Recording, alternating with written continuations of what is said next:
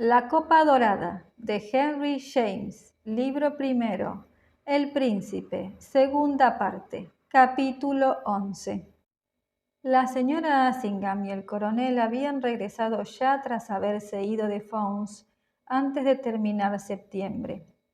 Ahora, un par de semanas después del regreso, interrumpían de nuevo su estancia, dejando en esta ocasión la cuestión de su vuelta pendiente de unos asuntos que insinuaron más que mencionarlos inoportunamente.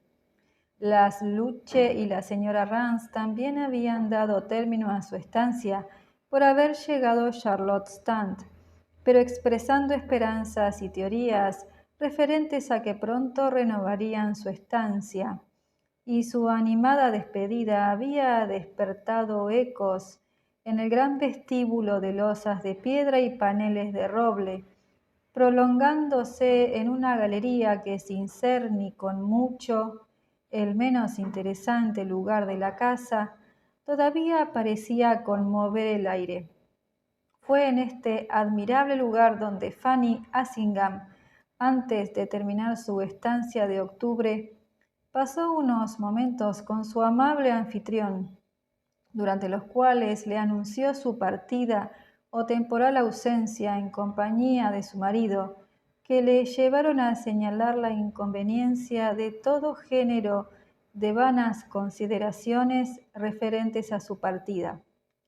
Las puertas de la casa estaban abiertas al neblinoso esplendor del sol otoñal a aquella hora sin viento, hora de espera, bajo cuya influencia el señor Verber se reunió con su afable amiga cuando ésta bajó para dejar con sus propias manos un montón de cartas en el buzón. Después, los dos salieron de la casa y pasaron media hora en la terraza. Fue la reunión de dos personas que verdaderamente se despedían la una de la otra al iniciar diferentes sendas. Al considerarlo, Adam Verber halló el origen de tal impresión en unas sencillas palabras que la señora Assingham había utilizado al referirse a Charlotte Stant. Sencillamente las ha barrido. Sí, aquellas fueron las 4 palabras pronunciadas respecto a la paz dorada que el octubre de Kent había creado. Aquellos días culminantes, rebosantes de belleza, sucediéndose esplendorosamente desde la llegada de Charlotte Stant. Sí, fue precisamente en el curso de estos días cuando se vio a la señora Rance y a las señoritas Luche reunir sus cosas en vista a su partida. Gracias a este cambio, el sentido de la situación, considerada globalmente, tuvo un carácter sumamente justo y armonioso.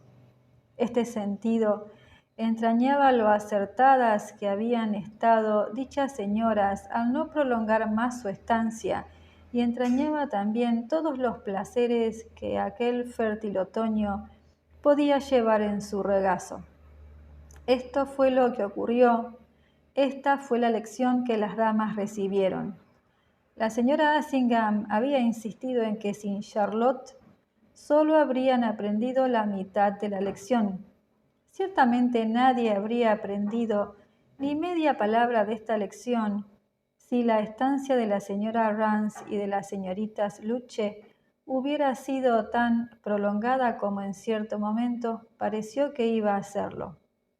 En resumen, la leve intervención de Charlotte se había convertido en una causa que operó de manera encubierta, aunque no por ello menos activa, y el parlamento de Fanny Assingham, que se prolongó un poco, todavía producía ecos en el fuero interno de Adam Verber, de manera que le dejaban un tanto sobresaltado porque le causaban la impresión de la existencia de una realidad irresistible.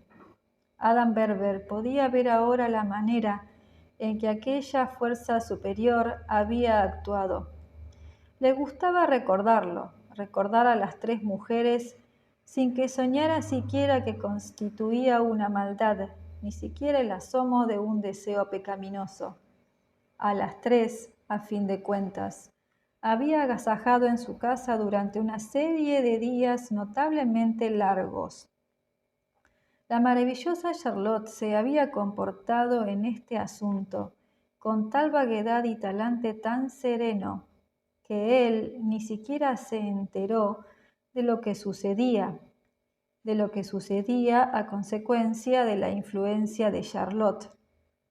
La señora Assingham había observado: los fuegos, tan pronto percibieron su presencia, se transformaron en humo.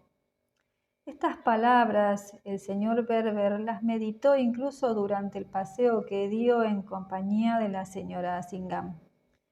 Desde su larga conversación con Maggie, la que había determinado que invitara directamente a su común amiga, había adquirido una pequeña y extraña afición, como él diría, a que le hablaran de aquella joven mujer, a escuchar lo que se podía decir de ella, y valga la expresión, de manera que casi parecía que la mano de un eminente pintor estuviera haciendo su retrato y él contemplara cómo se iba formando mediante la acumulación de pinceladas. A su juicio, la señora Assingham aplicó en el curso de la conversación 2 o 3 de las mejores pinceladas acerca de su joven y común amiga, ahora figura tan diferente de aquella compañera de juegos de Maggie.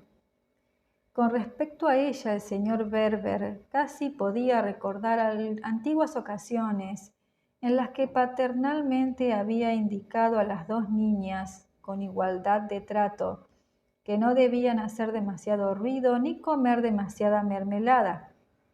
La señora Assingham había afirmado que, vista la rápida influencia ejercida por Charlotte, no había dejado de experimentar una punzada de lástima hacia las invitadas que recientemente habían partido.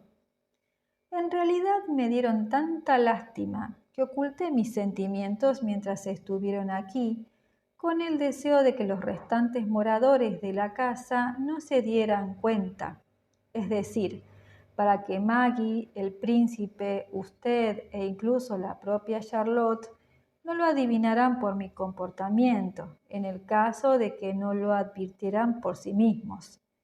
Como usted no se dio cuenta, evidentemente, quizá ahora mis palabras le parezcan exageradas, pero no lo son. Seguí el caso paso a paso. Se veía cómo las pobrecillas iban reaccionando de la misma manera que, supongo, los invitados en la corte de los Borgias se miraban los unos a los otros al comenzar a sentirse mal, después de haber tenido el honor de tomar una copa de vino con los cabezas de la familia. Esta comparación es un tanto torpe, ya que no quiero insinuar, ni mucho menos, que Charlotte echará conscientemente veneno en las copas de dichas señoras. Verdaderamente el veneno era la propia Charlotte, en el sentido de estar moralmente en desacuerdo con ellas. Pero esto Charlotte lo ignoraba.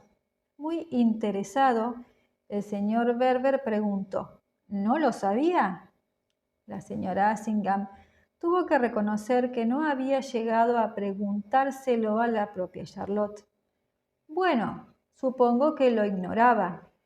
No pretendo estar segura de lo que Charlotte sabe en ninguna materia. Desde luego a ella no le gusta hacer sufrir al prójimo. En términos generales, no, al contrario de lo que les ocurre a muchas mujeres. A Charlotte ni siquiera le gusta hacer sufrir a las otras mujeres.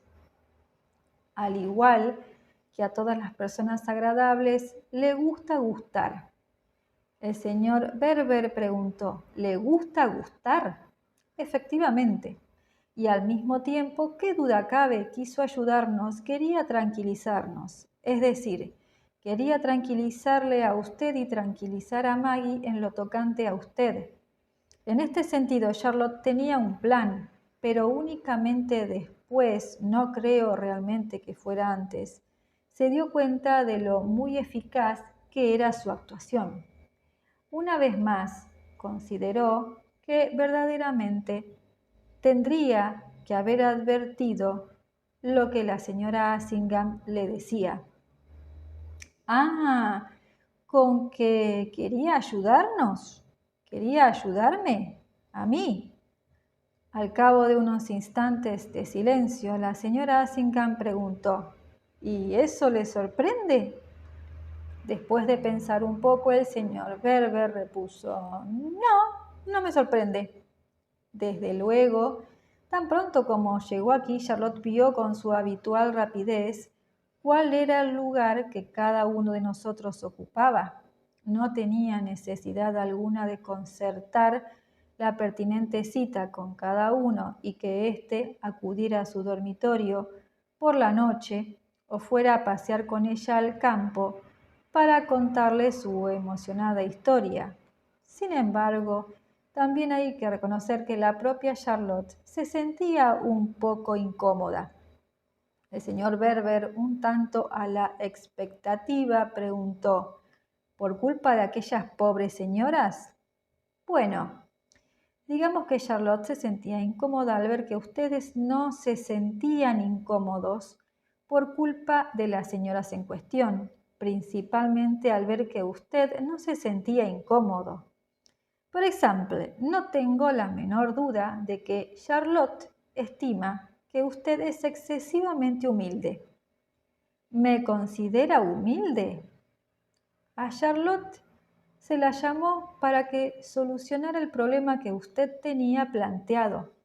En realidad, lo único que Charlotte tenía que hacer era tratarle a usted con amabilidad. ¿A mí? Ahora el señor Verber podía recordar que la señora Assingham se había reído del tono en que él había formulado esta pregunta en el curso de aquella conversación. La señora Assingham dijo, a usted y a todos. Para conseguirlo le bastaba con comportarse tal como es para con todos. Es encantadora y no puede evitarlo. Se comportó de manera encantadora, aun cuando produjo efectos de la misma manera que el vino de los Borgia producía efectos. Por lo general, se vio cómo la manera de actuar de Charlotte les fue afectando. Se advirtió hasta qué punto una mujer, con su personalidad tan diferente a ellas, tan diferente, puede ser encantadora. Se vio cómo iban comprendiéndolo, cómo iban intercambiando miradas, cómo perdían los ánimos y decidían irse. Sí, porque llegaron a comprender que Charlotte es un producto genuino. Ah, Charlotte es un producto genuino, ¿verdad? Como sea que hasta el presente el señor Verber no lo había comprendido tan bien como la señora Rance y la señorita Sluche. Ahora tuvo que dar forzosamente la impresión de someterse a la verdad al formular su pregunta. Por fin pudo decir sencillamente, ya, comprendo. Sin embargo, no por eso dejó de mostrar interés en saber lo que era un producto genuino, por lo que preguntó a su amiga, ¿y qué quiere decir exactamente con estas palabras? Por unos instantes la señora Assingham tuvo ciertas dificultades en expresarlo, pero al fin dijo, pues es exactamente lo que esas mujeres quieren ser y lo que el efecto que Charlotte ha producido en ellas les ha obligado a reconocer que nunca serán. Claro, nunca. Después de esta conversación, no solo quedó bien sentada y aceptada entre los dos, sino que se desarrolló y adquirió profundidad. La idea de que la comodidad y placer de la existencia del señor Verber volvía a estar ahora debidamente atendida, socialmente hablando, gracias a lo que se había calificado y sellado como genuino, de una manera tal que el señor Verber había tenido la oportunidad de considerar anteriormente, de cara al matrimonio de su hija. La nota de realismo en la proyección de tanta luz siguió teniendo para él el encanto y la importancia cuya máxima gradación había encontrado ocasionalmente en sus grandes hallazgos, y siguió manteniéndole atento y satisfecho más que en otro caso cualquiera. Quizá no haya nada que pueda parecernos más raro, a poco que reflexionemos sobre ello, como aplicar la misma medida de valoración a objetos de propiedades diferentes como antiguas alfombras persas, por ejemplo, y nuevas adquisiciones humanas. Tanto más cuanto que nuestro amable caballero no dejaba de percibir indicios de que era, en lo de catador de la vida, persona propensa a la economía. Ponía en un minúsculo vasito todo lo que se llevaba a los labios y parecía que siempre hubiera llevado en su bolsillo, como una herramienta de su oficio, aquel vasito tallado con una belleza de la que el arte se había perdido largo tiempo atrás, guardado en una caja de cuero en la que se hubieran estampado imborrablemente en oro las armas de una dinastía depuesta.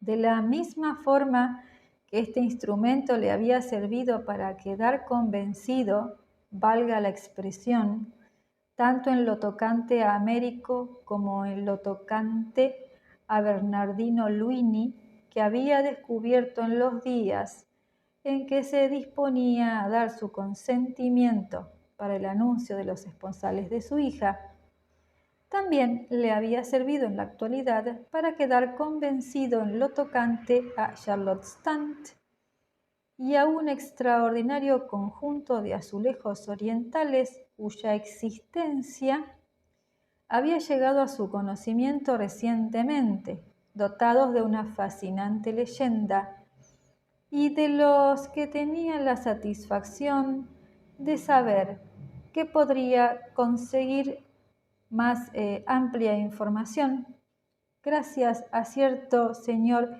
Gutermann Seuss de Brighton. En el caso del señor Berber, todo se debía a aquel principio estético asentado allí donde pudiera arder con fría y quieta llama, allí donde se alimentara íntegramente de los objetos en que directamente se centraba su atención, de la idea sugerida por la apropiación, de la belleza plástica, de la cosa visiblemente perfecta en su género.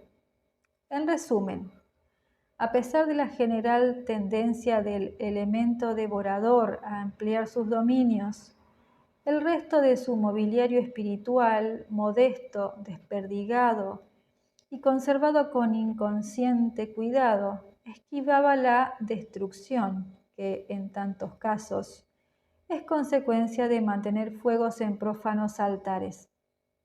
En otras palabras, Adam Berber había aprendido la lección de los sentidos, acorde con su breve código, sin haber provocado ni siquiera en una ocasión el más leve escándalo en su economía globalmente considerada.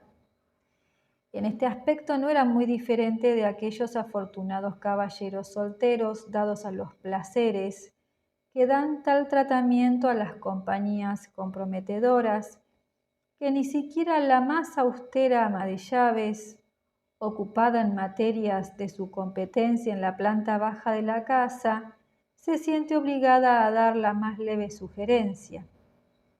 Sin embargo, estas últimas figuras gozan de una libertad que difícilmente cabe aplicar a la ocasión que estamos tratando, aunque bien podemos retenerlas en nuestra mente en virtud de su impreciso valor negativo.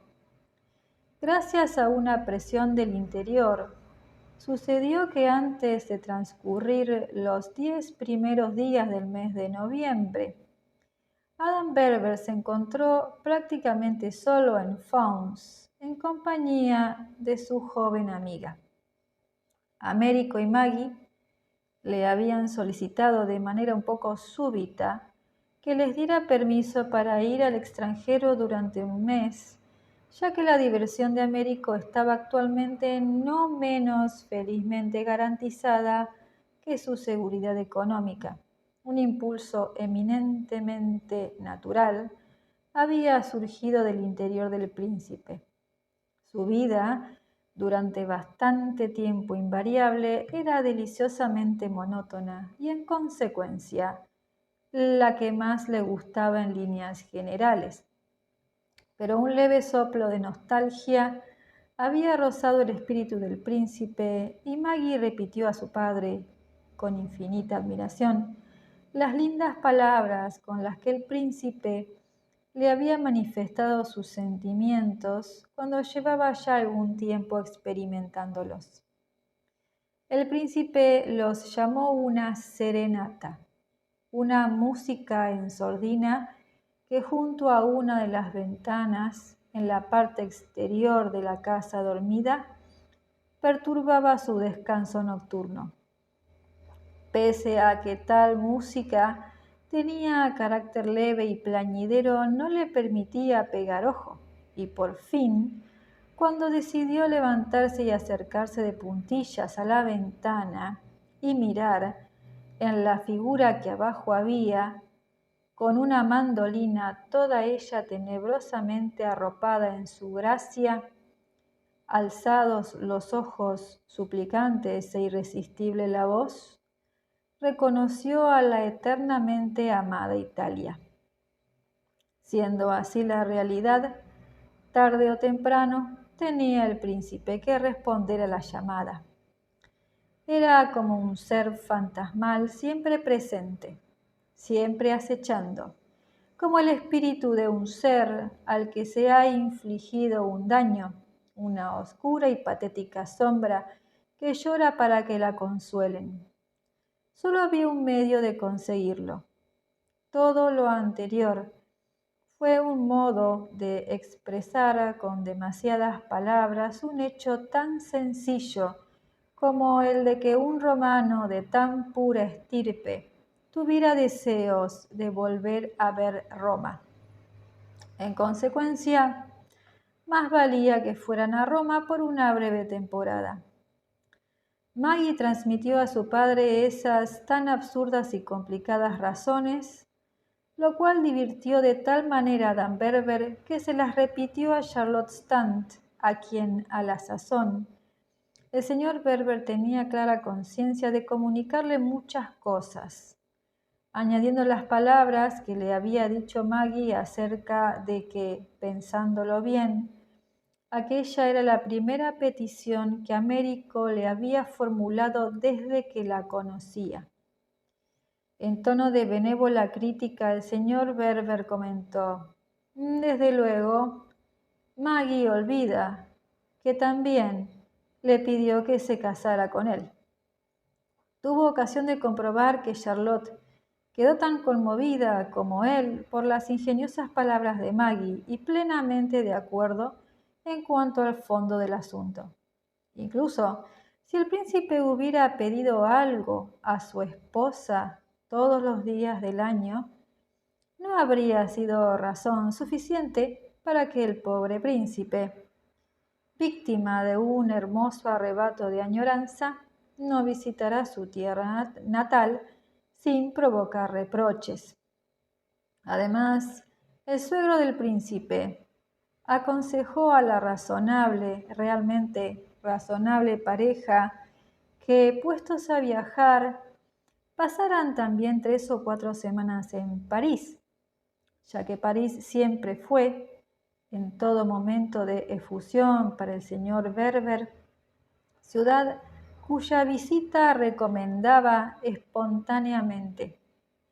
Si iban a París en el viaje de regreso o cuando quisieran, Charlotte y el señor Berber se reunirían con ellos allí durante unos días, aunque con toda seguridad, dijo, en manera alguna lo harían debido a que al quedar solos se aburrieran. El destino de esta última propuesta fue por el momento tambalearse bajo el fuego del destructivo análisis que de ella hizo Maggie, quien, hallándose en el caso, como reconoció, de elegir entre ser una hija desnaturalizada o una madre desnaturalizada, había elegido lo primero. Preguntó qué sería del principino si en la casa solo quedaba la servidumbre. Su pregunta tuvo notable resonancia, pero luego, al igual que ocurría con tantas y tantas preguntas de Maggie, quedó olvidada con más firmeza todavía de lo que se había planteado. La conclusión a que se llegó antes de la partida de la joven pareja fue que la señora Noble y el doctor Brady montarían guardia con absoluta responsabilidad ante la augusta cuna.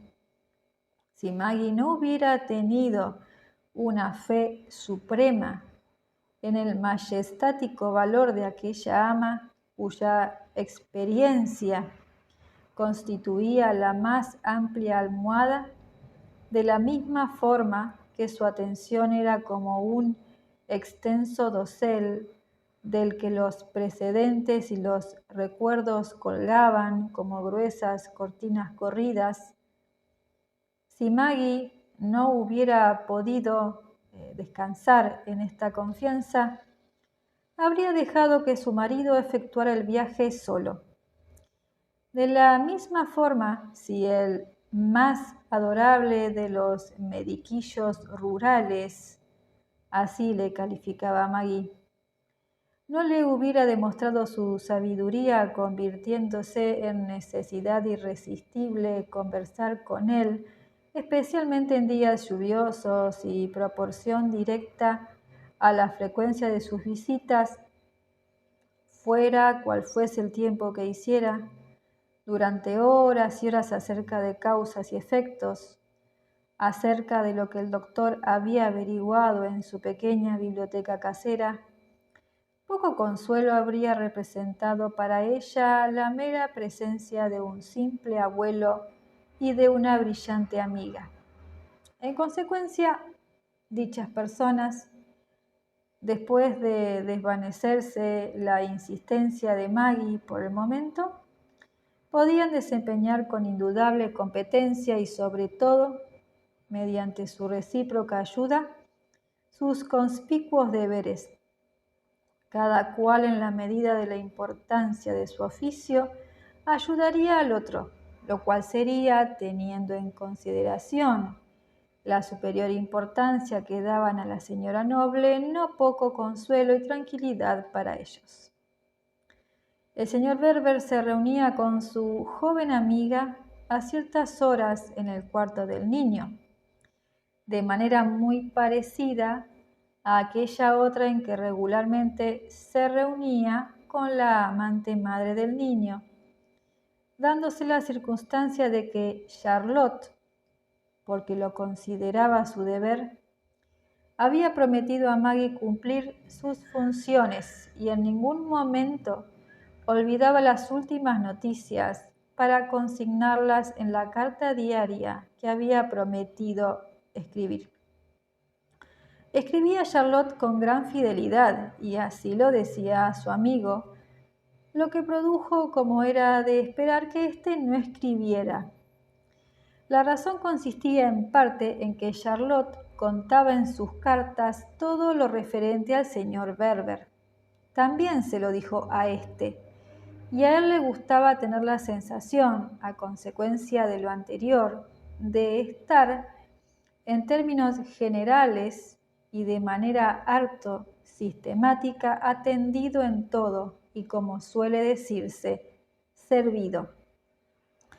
Entregado, como bien podemos decir, a aquella encantadora e inteligente joven convertida en un recurso doméstico, ésta se había transformado para él prácticamente en una nueva persona, y estaba entregado a ella sobre todo en su propia casa, lo cual, en cierto modo, daba más profundo sentido a dicha entrega. El señor Berber sintió interés en averiguar a qué punto podía llevarle aquella vinculación, en averiguar si incluso podía conducirle, haciendo con ello una prueba que sería agradable verificar, a aquello que Fanny Assingham había dicho, por lo menos en lo tocante al cambio que una muchacha como aquella podía comportar. En la actualidad, realmente Charlotte significaba un cambio en la simplificada existencia de los dos, un cambio considerable a pesar de que con nadie se la podía comparar como tan útilmente pudo compararla Fanny Assingham, por cuanto allí no estaba la señora Rance, ni Kitty, ni Dottie Luche para ayudar a Charlotte a que causara la impresión de ser, según el diagnóstico de Fanny, genuina. Charlotte era decididamente genuina gracias a otras causas. El señor Berber se sintió incluso un poco divertido al pensar en la cantidad de maquinaciones que la señora Assingham había necesitado al parecer para ponerlo de relieve. Era directa e inmediatamente genuina, genuina en una agradable, reducida e íntima escala, y en momento alguno lo era tanto como en aquellos a los que acabamos de referirnos solo de soslayo, en que la señora noble les causaba la impresión, cuando estaban los dos juntos, de que ella, la señora noble y solo ella, era, en la ausencia de la reina madre, la regenta del reino y la aya del heredero. Tratados en semejantes ocasiones como una pareja de inútiles y meramente honoríficos funcionarios de la corte, en el mejor de los casos, de pintorescos cortesanos hereditarios con la sola prerrogativa de petit centre, aun cuando totalmente ajenos al Estado, que comenzaba y terminaba en las habitaciones del niño, no les quedaba más remedio que retirarse en sociabilidad rápidamente creciente a lo que les quedaba del palacio para digerir allí su dorada insignificancia y cultivar, con respecto a la verdadera gobernadora, ironías cual nacidas entre pizca y pizca de rapé, propias de chambelanes rococó rodeados de figuras de perrillos falderos de porcelana. Todas las noches, después de la cena, Charlotte Stant, sentada al piano, tocaba para él sus piezas favoritas, que eran muchas, con una facilidad infalible, o solo vacilaba un poco a causa de un leve tarareo de la insegura voz del señor Berber, para volver enseguida a reafirmarse. Charlotte sabía tocarlo todo, siempre de manera extravagante, como ella afirmaba con insistencia, pero siempre, según el vago criterio del señor Berber, de la misma forma que, esbelta, sinuosa y fuerte, y dotada de ejercitada pasión, hubiera podido jugar al tenis o bailar rítmica e incesantemente valses y valses. El amor del señor Berber por la música se basaba, a diferencia de sus otros amores, en cierto sentido de la vaguedad, pero mientras él, sentado en el sofá, relativamente envuelto en penumbra y fumando, siempre fumando, los cigarros de su juventud, cuyo hedor a tantos hechos estaba asociado. Mientras, como digo, escuchaba el piano de Charlotte, en el que siempre faltaba la partitura, pero entre las velas encendidas el cuadro era visible. La vaguedad se extendía a su alrededor como una alfombra sin límites, como una superficie deliciosamente suave sobre la que ejercer la presión de su interés. Era una manera de pasar el tiempo que en cierto sentido sustituía la conversación, pero a pesar de todo, al final el aire parecía rebosante de los ecos de una conversación. Se separaban en la casa silenciosa con cierta dificultad, aun cuando no de una manera claramente embarazosa, con velas cuyas llamas bailaban en los grandes espacios oscuros y casi siempre tan tarde que hasta el último solemne doméstico había ya recibido autorización para retirarse.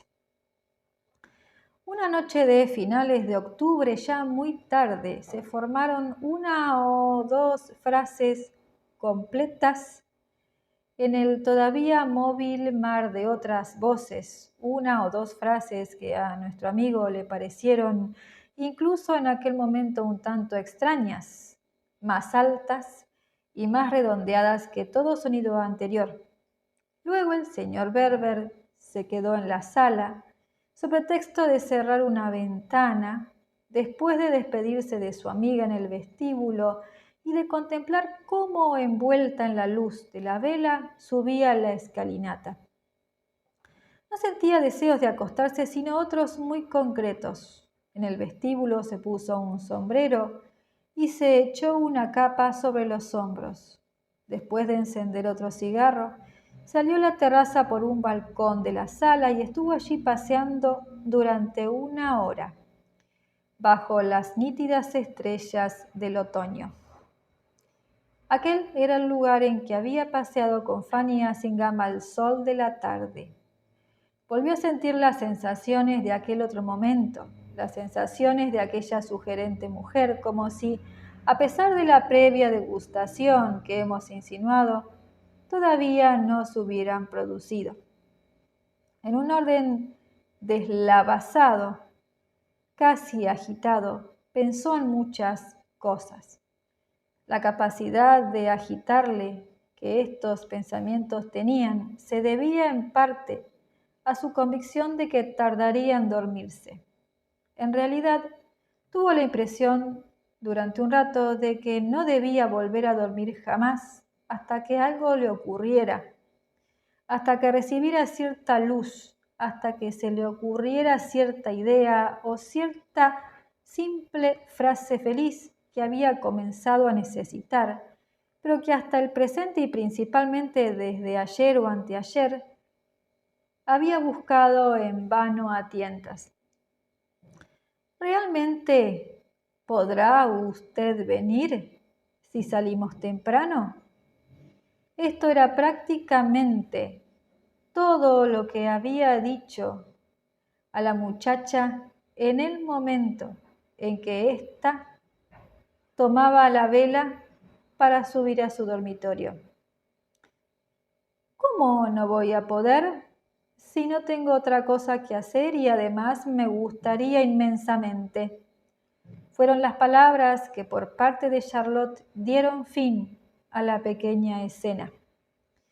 En realidad nada había ocurrido que pudiera llamarse así, ni siquiera la más leve sospecha, aun cuando el señor Berber, sin saber exactamente por qué, tuvo la impresión de que algo muy parecido a la amenaza de una escena se había producido cuando la muchacha se detuvo a mitad de la escalera para volverse hacia él y mirándole desde lo alto, decirle que le prometía contentarse por todo equipaje en aquel viaje con una esponja y un cepillo para los dientes. De todas formas, mientras el señor Berber paseaba, se cernían a su alrededor impresiones que ya le eran familiares, así como dos o tres que le resultaban nuevas. La no menos vívida entre las primeras se relacionaba con aquella sensación que tenía de ser tratado con consideración, lo que había llegado a ser para el señor Berber, como hemos advertido anteriormente, uno de los menores incidentes de ser suegro. Hasta el presente había considerado que la composición de aquel bálsamo solo Américo la poseía como si el secreto fuera un privilegio hereditario.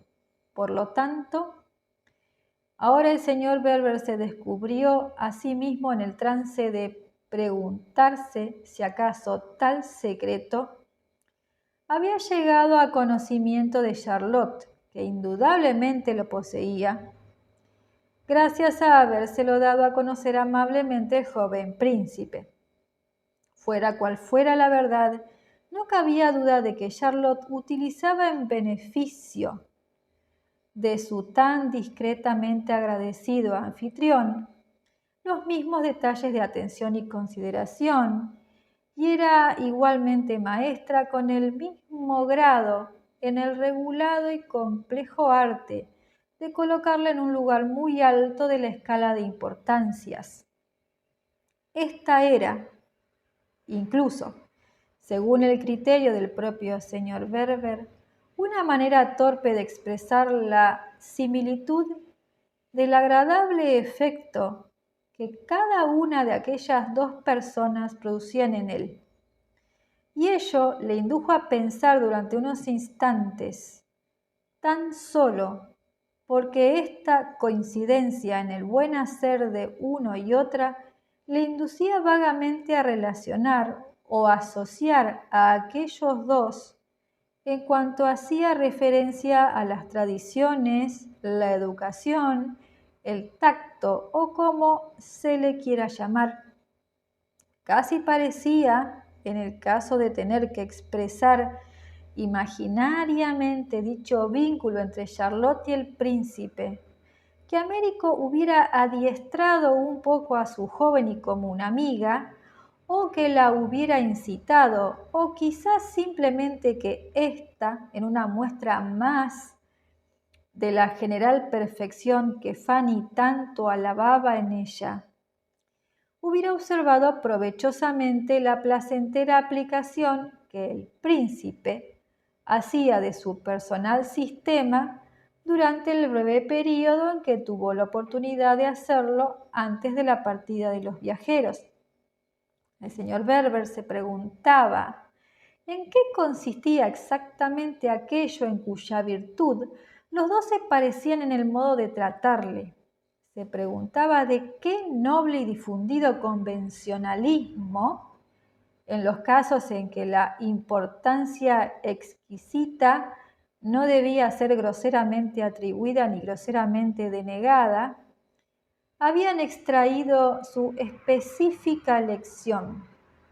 Pero la dificultad radicaba naturalmente en que no había manera de saberlo, a no ser que uno hubiera sido de veras un personaje semejante a papa, a rey, a par, a general o solamente a un elegante escritor. Ante semejante pregunta, lo mismo que ante otras de parecida naturaleza cuando se le venían a las vientes, el señor Berber detenía sus pasos, apoyaba los brazos en el viejo pretil y su mente se perdía en remotos pensamientos.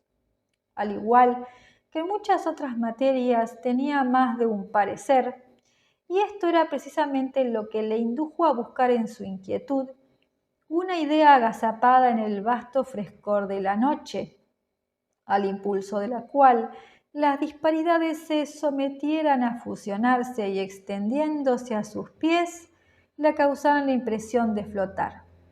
Y descubrió que aquello que volvía constantemente a su mente de modo harto inquietante era la reflexión más profunda que cualquier otra de que al formar un nuevo e íntimo vínculo, forzosamente tendría que abandonar a su hija o por lo menos alejarse notoriamente de ella.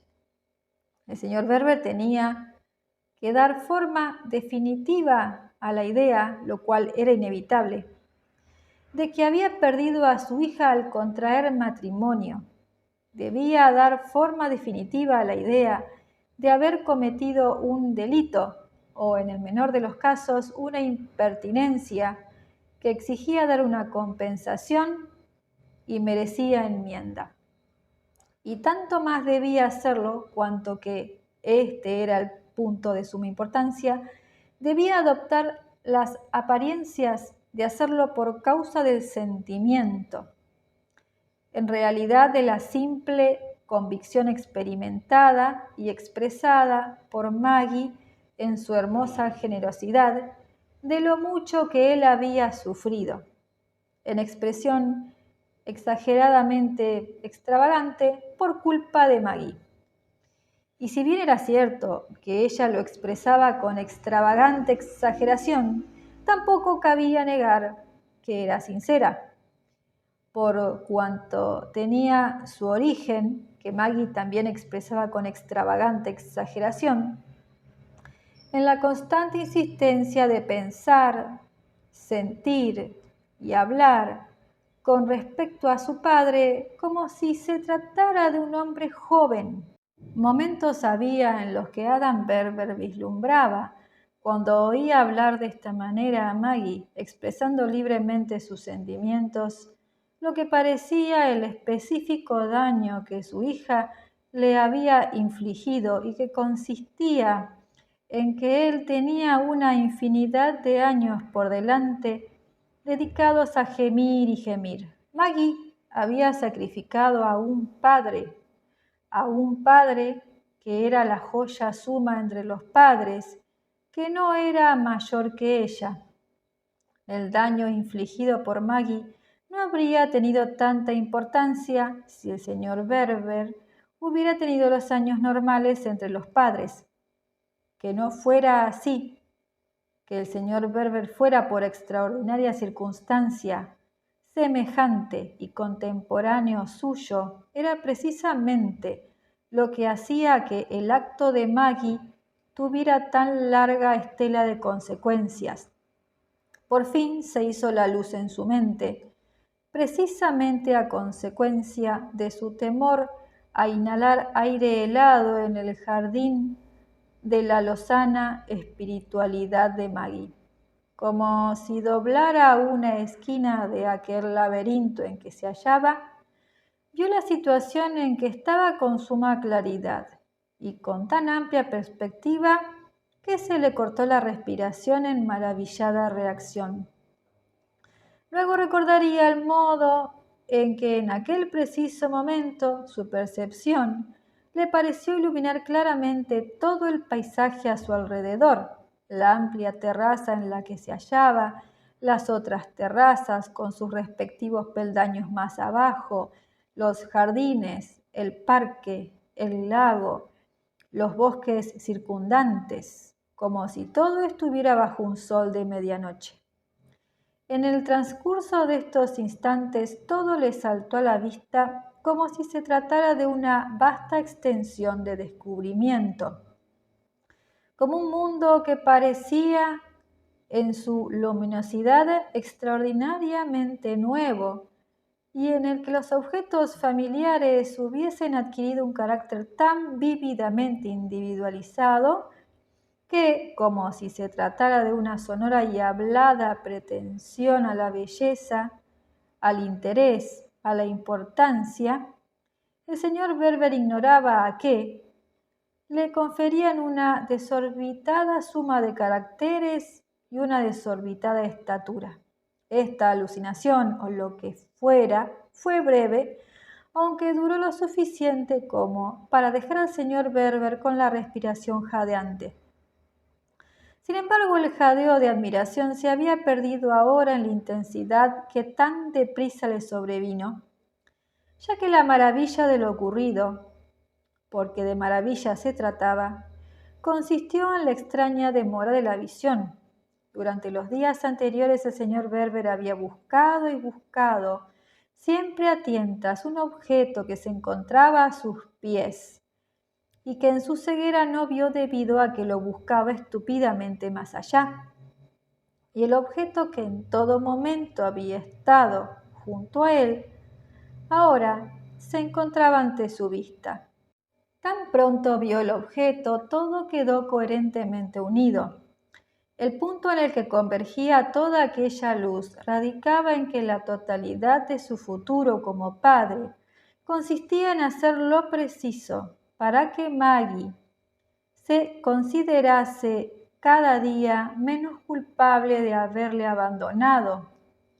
Y no solo no sería decentemente humano, decentemente posible, no hacer lo preciso para que Maggie gozara fácilmente de semejante alivio, sino que la idea le parecía algo más al señor Berber, ya que le parecía excitante, enaltecedora y causa de inspiración. Además, armonizaba de muy bella manera con lo que gracias a esta actitud llegaría a ser factible. La idea estaba allí ante él, enfrentándose con los medios materiales que la convertirían en realidad. ¿Cómo se realizaría esta idea para poder infundir paz en el espíritu de su hija? Consistía en asegurar el futuro del señor Berber, es decir, el futuro de su hija, mediante el matrimonio, mediante un matrimonio que fuera tan excelente, hablando en términos relativos, como el de su hija lo había sido. Mientras aspiraba a esta medida de alivio, el señor Berber también saboreaba el significado de sus recientes agitaciones. Se daba cuenta de que Charlotte podía ayudar, pero no sabía ver a qué podía ayudar. Cuando todo se aclaró, tuvo sencillamente ante su vista el servicio que iba a prestar a su hija en relación con la disponibilidad de su joven amiga, y cuando la fresca oscuridad volvió a envolverle, había alcanzado ya la lucidez moral. Además, ya no era el caso de que la palabra encajara perfectamente produciendo un clic con el acertijo, sino que el acertijo encajaba con la palabra en toda su perfección. Bien hubiera podido ser que el señor Berber se hallara en la misma medida necesitado de ayuda y no tuviera a su disposición el remedio. Desde luego, si Charlotte no le aceptaba, el señor Berber se quedaría solo sin arreglo, pero como quiera que todo encajaba armónicamente, bien valía la pena intentar aquella solución. Grande sería el éxito, y este fue el último latido de entusiasmo del señor Berber, si a la mitad del alivio que Maggie iba a experimentar le acompañaba el efecto producido por la sensación de felicidad que él sentía de momento. Realmente no podía recordar ningún día de su vida en que hubiera tenido más felices pensamientos. Pensar en aquel proyecto, refiriéndolo solo a sí mismo, habría sido imposible, incluso teniendo en cuenta los sentimientos últimamente experimentados y reconociendo todos los méritos de aquella situación. Pero se daba la gran diferencia de que pensaba en aquel proyecto, refiriéndolo a su hija.